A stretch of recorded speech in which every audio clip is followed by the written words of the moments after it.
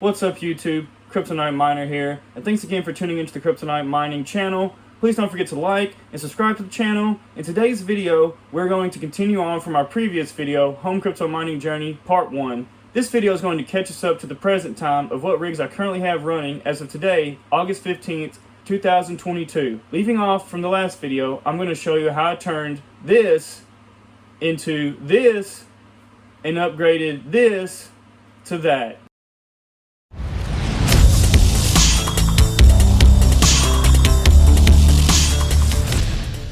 So this is the space I'm going to use. It's got a good metal roof on it, in good shape.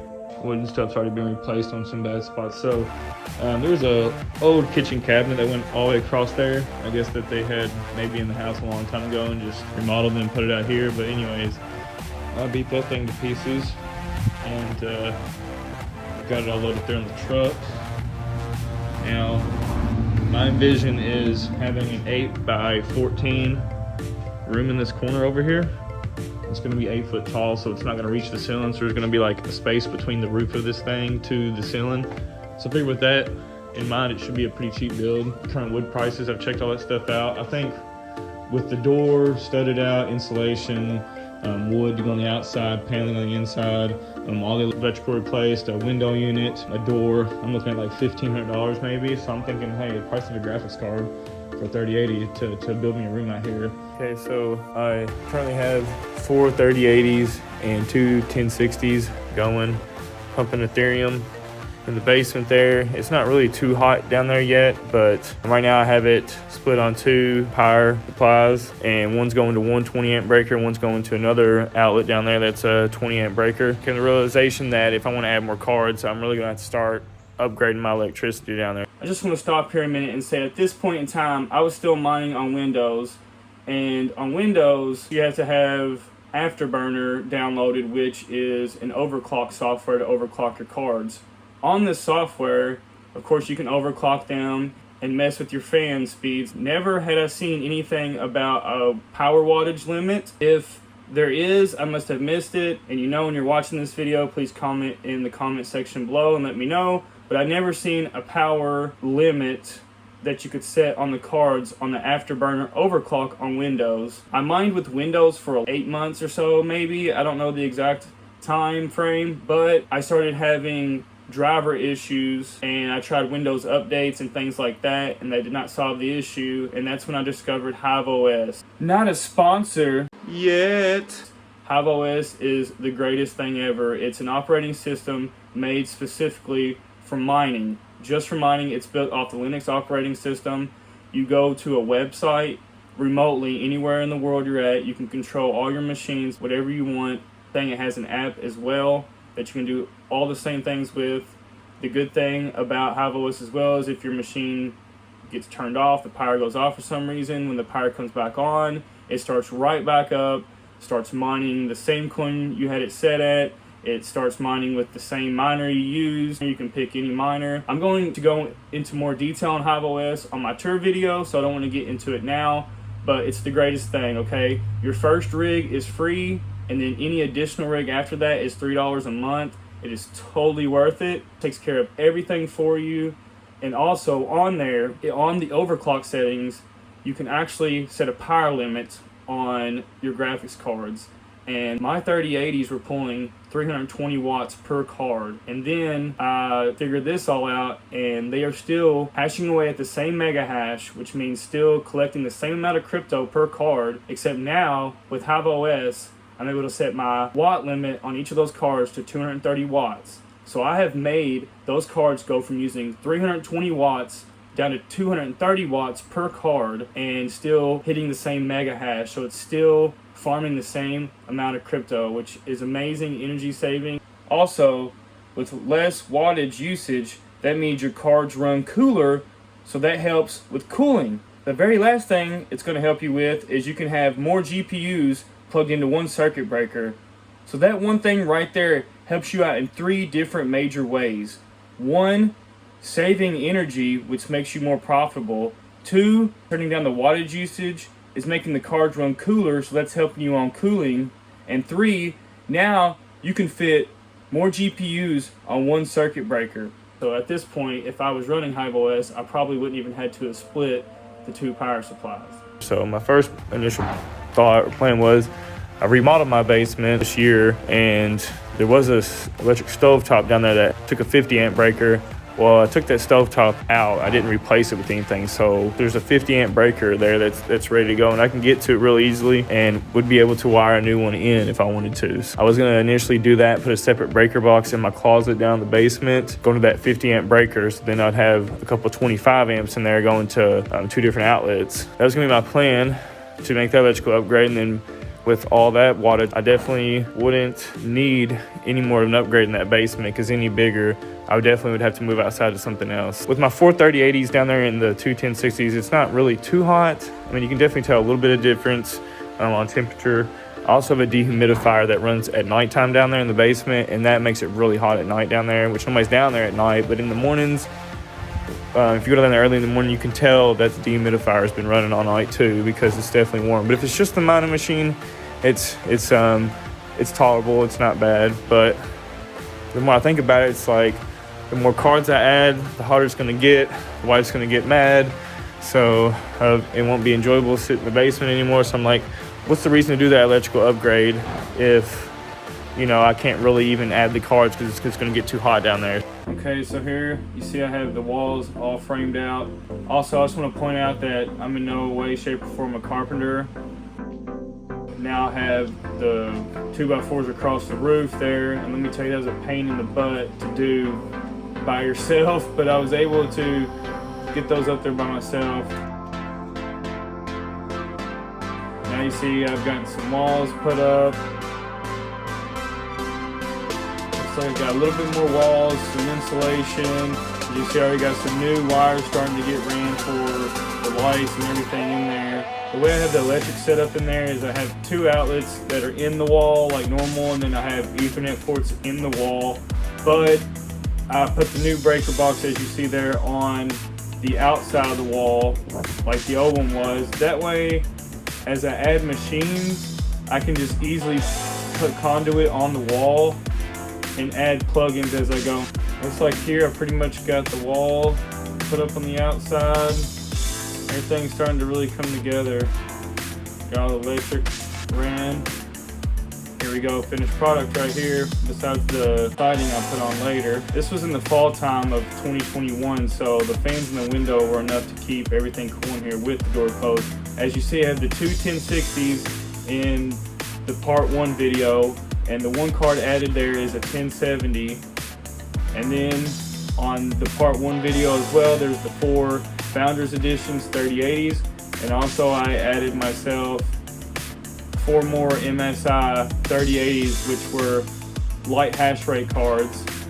At the time, I was using the T-Rex miner, which had the light hash rate unlock on it, which I've got them up to about 80% unlocked, and then eventually we got to the 100% unlocked today in the present time, and that's when I added my exhaust. Figured I was going to have to eventually once I got through the winter, which I did. And then in my mind, I thought this grow tent would be better than the room itself, because I figured, hey, I'd have a smaller place to get heat out of and a smaller place to pump cool air in. After doing this, and it started getting warmer and warmer into the summer, I realized that the tent wasn't such a good idea, that I just needed to exhaust the room and put an intake coming in. The only way I think a tent would be a really good idea is if you had a basement where it was inside of your house, where you already had your air conditioner running anyways, and then it would be sucking in all that ambient cool air from your basement and the AC of your house running. It would be sucking up through the bottom, and the exhaust would be sucking it up from the bottom of the grow tent and exhausting it outside your home. That would probably be good, but out in a mining shed, even running the AC, it was just not enough to do it. So I ended up taking the grow tent down completely. Right here, as we moved further into the springtime, starting to get a little bit warmer, and like I said earlier in the video, I ended up completely taking the tent down. But before I did, I just took the sides down and then eventually took everything off. And then to top it all off, I finished putting vinyl siding on the mining room.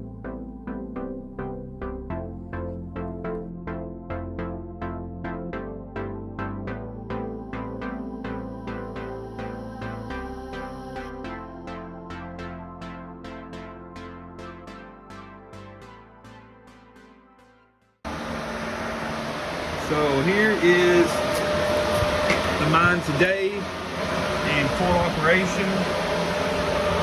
Got the fan down there during the daytime. I could probably close the door now, but I just leave it open until I go to bed. But everything's going full blast. 84 degrees in here now. Now that we're getting August, it was like 100 during the summertime. But as you see, same cards as earlier, but I've upgraded and gotten 4 more Founders Editions, and the 2 1060s and the 1070 earlier in the video is now in the basement of my house running. Now I'd like to go over just a few things you might want to watch out for or do some research before you get started in mining. Earlier in these 2 videos I did mention some of these things, but I would like to just go over some of them again, as well as some other things I didn't mention. First and foremost, do not buy equipment when it is a bull market, okay? When it is a bull market and everything is really profitable, you're going to pay 2 to 3 times more than a GPU is worth, as well as ASIC miners. Everything is up during the bull market, okay? The time you want to invest into crypto is the bear market. It may not seem like it's going to be very profitable at that moment in time, which it's probably not, but I promise you, take my advice, I'd wait until the bear market when everything is cheaper and at retail price, because then when you buy it and you're only making a little bit of profit, as soon as another bull run hits, you're going to be really profitable and you're only going to have a small amount to pay off. So please take my advice and do not buy equipment in the bull market. The next thing, electric. Pay attention to the electric, okay? If you're using HiveOS and you have a 3080 card, it's going to run at 320 watts unless you set the power limit to a smaller setting, which I've got it to 230 watts. So it's 230 watts per card, okay? I have a breaker box out here and I have individual 15 amp breakers in here, okay? 1 power supply per 15 amp breaker is what I have it set on, okay? Because one 15 amp breaker can only handle 2,000 watts, and that's at full capacity, and you're actually only supposed to run it at 80%, okay? So you have to really keep this in mind. If you get really big cards and you're trying to do this in your bedroom of your house, chances are more than one of those plugins, if not all those plugins, are on 1 circuit breaker. So as soon as you get a little bit big, you're going to start blowing breakers, start possibly messing up your cards. So you really need to know what you're looking into as far as electrical setup. The next thing, cooling, okay? When I moved out here, I do not have any AC out here whatsoever. So I thought I was going to be running the little AC unit I have on the floor here that is going to the window here, and I thought I was going to be running that during the summertime, and then I realized during the summertime that this thing in this tiny room, that thing was going to be running all the time, 24/7.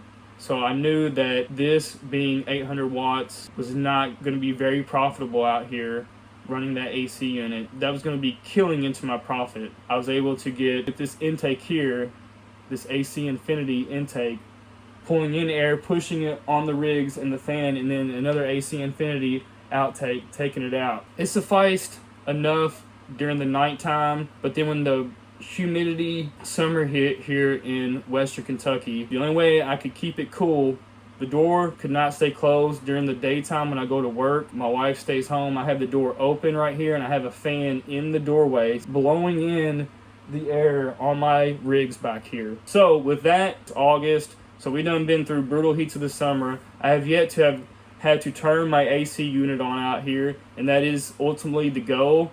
The only way I've been able to do that is to open the door and put the fan in the door and let it blow through with the exhaust taking all the heat out. One last thing you want to look into that I really didn't know or pay attention about until really just recently, but as a cryptocurrency is being farmed, the longer it's being farmed, the way the system changes or the difficulty changes, at certain points, certain ASIC miners and certain GPUs are no longer able to mine that coin. On GPUs, the thing is, you could always maybe find another coin to mine.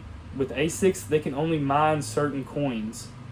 So if that coin becomes unmineable for that machine is just a paperweight if you have an ASIC miner. With the GPU, you may be able to mine another coin. So you have to look into the DAG file size. I'm not 100% on what that means. I know a lot about crypto and I know a lot about mining, but there's still so much more I do not know. But I do understand that when it says a 4 gigabyte card mining Ethereum is not going to work anymore, DAG file is going to change to a 5 gig. Same thing happens with ASIC miners as well. They have a certain gigabyte of RAM as well as GPUs. My cards behind me here, they all have 10 gigabytes.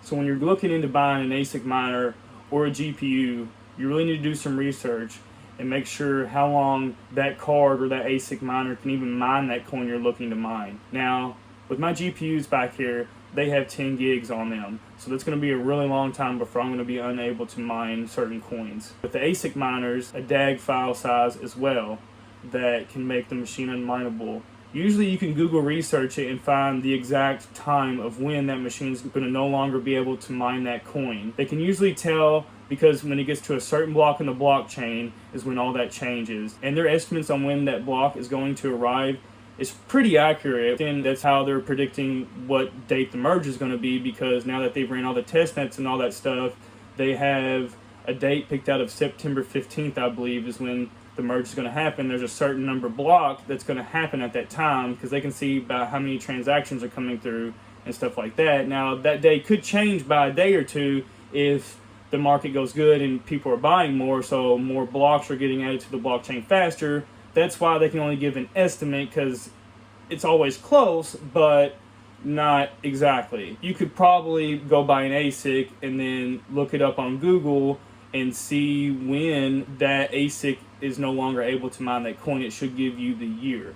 So you want to take that into consideration as well. Like, am I even going to be able to pay this machine off before the DAG file size is too big for this machine? That's pretty much going to wrap it up for this video. And stick around. In my next video, I plan on doing a full tour of my home farm, as well as go over in detail of my motherboard, my RAM, my power supplies, my processor, all my GPUs, as well as links to all those items in the description below, so you can go ahead and order those things yourself if you would like. Also, on the tour of my farm here at the house, I'm going to go over HiveOS in detail and all that good stuff about how awesome it is, because if you're getting into mining, Windows is, you know, it's good, whatever, but HiveOS is specifically made for mining. That's all it is. It's built off Linux, so you don't have to worry about having Afterburner downloaded, which is the overclock program for your graphics cards. You don't have to worry about a driver issue happening with your GPUs like the issue I had. My cards were not hashing like they should have been. And then as soon as I got HiveOS on my hard drives and turned my systems over to HiveOS, it instantly fixed that. With HiveOS, it's worry-free. You don't have to worry about a Windows update screwing up your NVIDIA drivers. You don't have to worry about overclock settings. You can set all that in HiveOS. Everything is in a one-stop shop on HiveOS. Thanks for tuning in again. We'll see you next time. Kryptonite Miner out.